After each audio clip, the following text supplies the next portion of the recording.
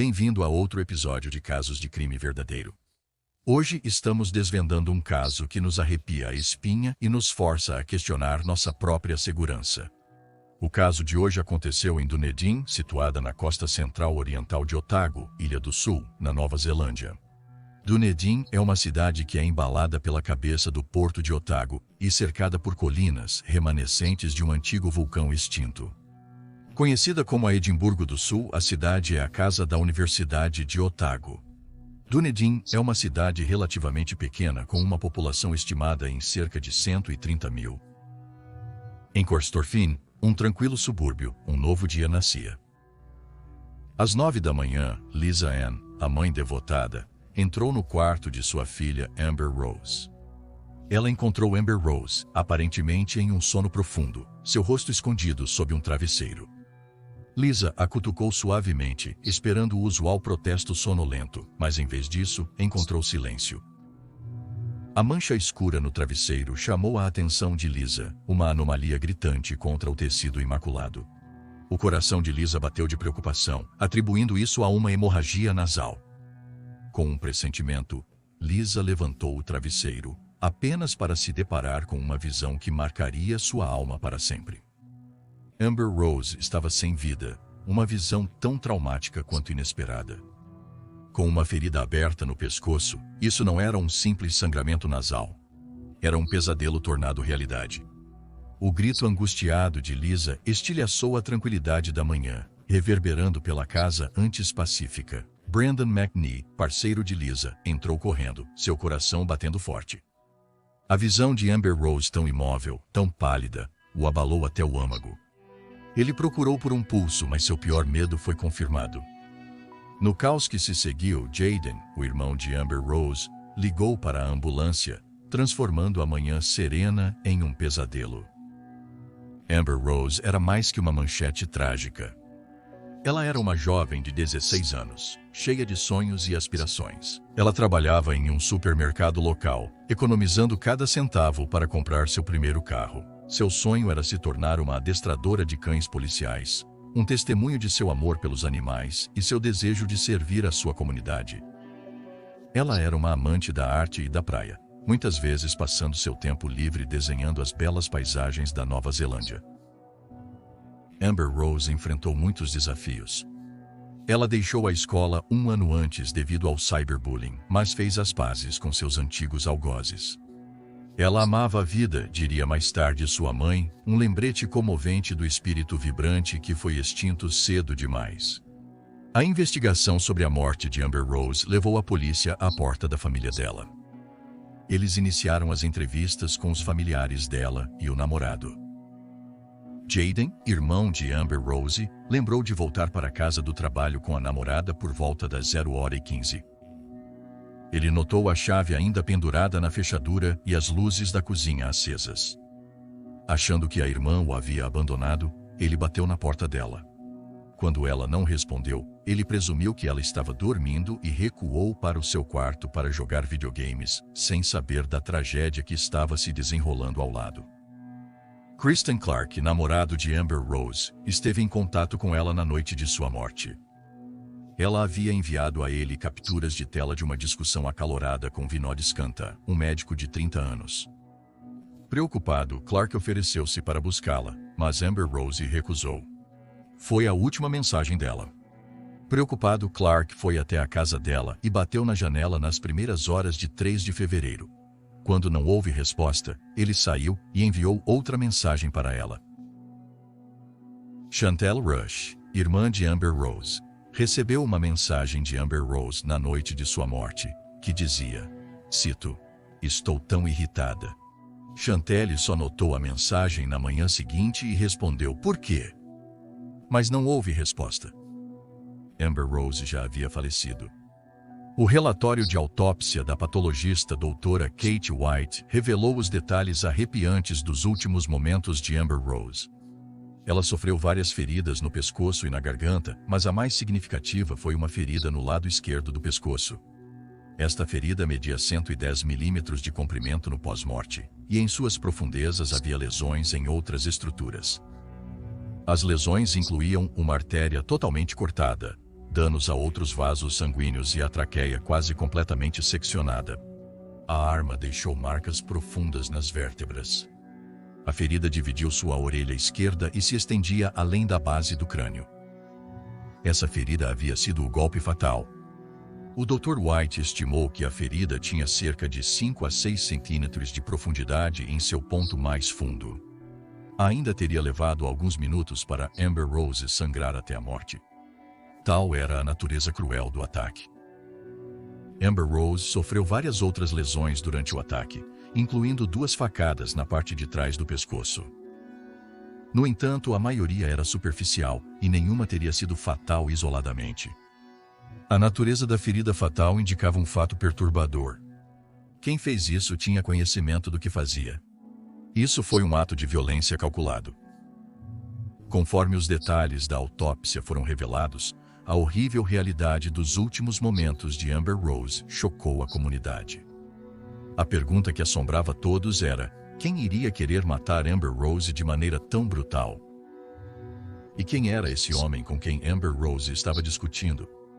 O homem em questão era o Dr. Vinod Skanta, um trintão conhecido como Vini. Amber Rose conheceu Skanta em meados de 2017, através de amigos em comum quando ela tinha apenas 15 anos. Skanta era conhecido por se relacionar exclusivamente com adolescentes, frequentemente organizando festas em sua casa em Dunedin, onde ele fornecia álcool e às vezes drogas para os convidados adolescentes. Amber Rose até discutiu a possibilidade de morar com Skanta, com sua irmã, Chantelle Rush. Chantelle questionou sua irmã sobre as intenções de Skanta, achando extremamente estranho que um homem de mais de 30 anos quisesse que adolescentes morassem com ele. Mas Amber Rose não estava preocupada. Ela via Skanta como uma figura paterna e estava animada com a perspectiva de morar com um médico. Ela até usou o cartão de crédito de Skanta para fazer uma compra online, descartando como apenas alguns dólares que ele nem notaria. Chantelle, porém, estava preocupada.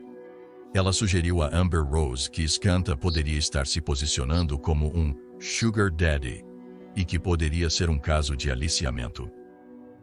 Em uma conversa posterior, Amber Rose mencionou o plano de ir à casa de Skanta com sua mãe para tentar tirar dinheiro dele, ou ela iria à polícia. Ela estava chantageando ele por dinheiro. Conforme a polícia investigava mais a fundo Skanta, uma imagem perturbadora começou a surgir. Skanta era formado pela Faculdade de Medicina da Universidade de Auckland e estava trabalhando como médico júnior no Hospital Dunedin na época. Porém, seu comportamento piorou ao longo de 2017, conforme seu consumo de álcool aumentava. Ele até apareceu para trabalhar intoxicado e tratou um paciente sob influência. Ele quase foi demitido por mau desempenho em julho de 2017, ao mentir para seus supervisores que sua mãe havia morrido inesperadamente. O comportamento imprevisível de Skanta gerou conflitos com seus amigos. Um amigo, O'Connor, acabou brigando com Skanta sobre como ele estava tratando algumas amigas. Outro amigo ficou tão irritado com os comentários depreciativos de Skanta sobre algumas mulheres, que ele quebrou o espelho lateral do Bayerische Motorenwerk de Skanta com um martelo. O conflito de Amber Rose com Skanta começou em janeiro de 2018. Após uma festa na casa de Skanta, Amber Rose acordou e encontrou a mão de Skanta dentro de suas calças, e sua blusa e sutiã removidos. Ela sentiu que havia sido drogada, uma constatação assustadora que marcou o início de um terrível calvário. A noite do assassinato de Amber Rose foi uma noite de fúria, medo e violência. Começou com uma discussão entre Amber Rose e Skanta, provocada pela confrontação de Skanta sobre o uso do seu cartão de crédito por ela. Amber Rose revidou acusando-o de molestá-la em janeiro de 2018 e ameaçando expor seu comportamento à polícia e ao seu trabalho. Ela compartilhou algumas trocas de chat no Facebook que teve com Skanta no Instagram às 11 da noite, alegando que Skanta apareceria para trabalhar bêbado, forneceria álcool para menores e os tocava de maneira inadequada. Ela disse a ele para crescer e disse que iria garantir que todos soubessem que pessoa doente ele era. Ela o contatou sobre suas tentativas de pagar adolescentes por sexo, ameaçando relatar à polícia e ao seu emprego. Skanta implorou para ela remover a postagem, mas ela recusou. A troca de palavras tensa terminou às 11h25 da noite, com Amber Rose dizendo a Skanta: "Espero que você pague por isso, e espero que você vá dormir à noite se odiando." A postagem de Amber Rose chamou a atenção de um amigo adolescente de Skanta, de 16 anos, que não pode ser identificado. Ele avisou Skanta sobre a postagem, enviando-lhe uma captura de tela. Skanta ficou furioso e preocupado que poderia perder seu emprego e sua licença médica. Ele ligou para seu amigo na frente de outros adolescentes e disse que iria buscá-lo. Às 11h39 da noite, um Bayerisch Motorenwerk prateado pertencente a Skanta foi capturado pelas câmeras de segurança dirigindo em direção ao Glen em Dunedin, onde seu amigo estava esperando. O carro passou novamente pela câmera, presumivelmente após buscar seu amigo. O amigo mais tarde descreveu Skanta como razoavelmente tranquilo, não nervoso. O amigo levou Skanta e seu Bayerisch Motorenwerk para a casa de Amber Rose e desenhou o layout da casa dela no painel do carro. Ele contou a Skanta que a chave reserva da casa ficava debaixo de uma estátua de Buba na entrada principal. Sua história divagou e mudou durante suas entrevistas policiais e durante os 3 dias que passou no banco das testemunhas. Vestido com roupas escuras e usando luvas, Skanta entrou na casa de Amber Rose, na Avenida Clairmiston, usando a chave reserva. Ele foi até o quarto dela, onde a atacou com uma faca de cozinha de sua casa. Ele cortou sua artéria corroída e causou danos à sua coluna e traqueia com um único golpe. Ele também infligiu várias outras feridas em seu pescoço. Quando ele saiu da casa, estava com o telefone de Amber Rose, a carteira de motorista e uma faca ensanguentada. Ele tinha uma janela de tempo rapidamente diminuindo para cometer o crime. O namorado de Amber Rose, Kristen Clark, havia chegado algum tempo depois da meia-noite e batido na janela dela, mas não houve resposta. O irmão de Amber Rose, Jaden, e sua namorada voltaram do trabalho por volta das 12h10 da manhã. Se Skanta tivesse demorado mais alguns minutos, teria sido visto por 3 testemunhas. Skanta pegou o telefone de Amber Rose, temendo que as conversas incriminadoras sobre seu comportamento ainda pudessem levar à destruição de sua carreira. Mas ele acidentalmente ativou a função da câmera, logo após a meia-noite, enquanto tentava quebrá-lo na rua, fora de sua casa. Ele descartou o telefone dela em um pântano na pedreira Blackhead, na esperança de apagar as trocas entre o par. Mas o telefone foi encontrado, reconstruído e seus dados recuperados, incluindo as imagens tiradas acidentalmente. As evidências forenses também implicaram Skanta, que admitiu que era seu amigo adolescente dirigindo o veículo. Manchas de sangue de Amber Rose foram encontradas no lado do passageiro do veículo, provavelmente quando Skanta removeu sua luva ensanguentada. Sangue também estava na sola de seus sapatos, dentro de uma bolsa onde ele escondeu suas roupas, e no lado do passageiro de seu carro. No banco das testemunhas, seu amigo testemunhou que Skanta o instruiu a limpar seu carro e outros itens. No entanto, ele claramente fez um péssimo trabalho, pois os investigadores conseguiram descobrir o ácido desoxirribonucleico de Amber Rose em todos esses locais, vários deles mostrando perfis de ácido desoxirribonucleico mistos pertencentes a Skanta e Amber Rose. Os cientistas forenses testemunharam que o sangue encontrado nos sapatos de camurça de Skanta e na janela do carro tinha mais de 1 milhão de chances de ter origem em Amber Rose. Por fim, o sangue de Amber Rose foi encontrado em uma bolsa contendo as roupas do réu. No entanto, nenhum ácido desoxirribonucleico do réu foi encontrado no próprio quarto de Amber Rose, provavelmente porque ele usava luvas.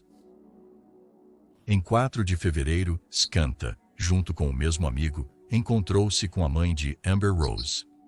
Ele trouxe flores e um cartão de condolências, oferecendo condolências e um ombro para chorar.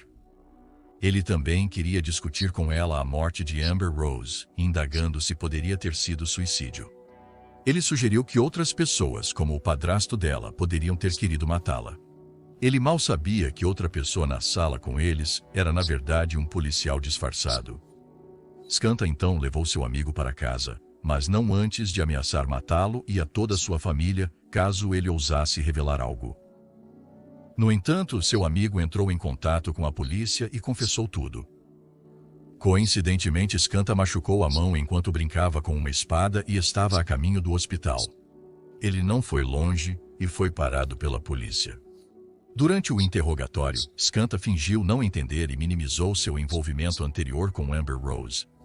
Ele alegou que nunca teve um relacionamento próximo com ela e que só conhecia a mãe dela. Ele afirmou que ela era apenas uma amiga e que foi visitar a mãe dela por boa vontade porque ouviu dizer que Amber Rose cometeu suicídio. Ele perguntou aos detetives se sabiam a causa da morte dela. Quando os detetives mencionaram as alegações dela no Instagram, ele admitiu que eles tiveram uma briga, mas porque ela estava bêbada e o acusou falsamente de tocá-la de maneira inadequada, ele afirmou que ela era muito jovem para ele de qualquer maneira e que ele não é um pervertido. Ele não passaria tanto tempo com uma garota de 16 anos. O detetive informou que dados do celular e outras evidências foram coletados para rastrear seus movimentos na noite do incidente. Skanta então explicou seu paradeiro na noite em que Amber Rose morreu, em um momento questionando se seu relato estava alinhado com as evidências. Sua explicação carecia de clareza e detalhes, e disse que se lembra de visitar a praia com um amigo adolescente, o mesmo amigo que havia chamado a polícia e confessado tudo. Cerca de 30 minutos na entrevista, Skanta começou a interrogar o detetive e a afirmar como era absurdo o detetive sugerir que ele causaria danos a Amber Rose por causa de postagens bobas no Instagram. Ele disse que não arriscaria toda a sua carreira e pediu para o detetive realmente pensar sobre isso. Seu desespero, tão patético quanto suas negações e manipulações. Skanta então tentou outra tentativa, apontando o dedo para seu amigo adolescente, alegando que seu amigo deve ter cometido o crime, e o incriminou em vez disso. Ele continuou a negar todo o envolvimento e disse ao detetive que não falaria mais. Skanta foi então prontamente preso. Enquanto isso, Lisa Ann estava completamente devastada pela perda de sua filha. Pessoas próximas a ela disseram que o crime havia roubado sua alma. Ela não conseguia suportar a dor e o luto, e cometeu suicídio em 11 de junho de 2018, 4 meses após a morte de Amber, agravando a tragédia que cortou tão fundo em uma cidade que era pacífica. Avançando para o julgamento em 4 de novembro de 2019. A acusação apresentou evidências-chave de que Skanta e seu amigo visitaram a pedreira Blackhead, onde Skanta jogou o celular de Amber Rose na água. No entanto, ele foi recuperado depois que a polícia drenou as águas e localizou o telefone onde seu amigo disse que foi jogado. Durante seu julgamento, uma testemunha-chave relatou um encontro perturbador que Amber Rose teve com Skanta em sua residência. Inicialmente, ele propôs uma transação de $2.000 por favores sexuais, que aumentou para impressionantes $20.000 após sua recusa. Em um ato audacioso de desafio, ela o esbofeteou e saiu às pressas.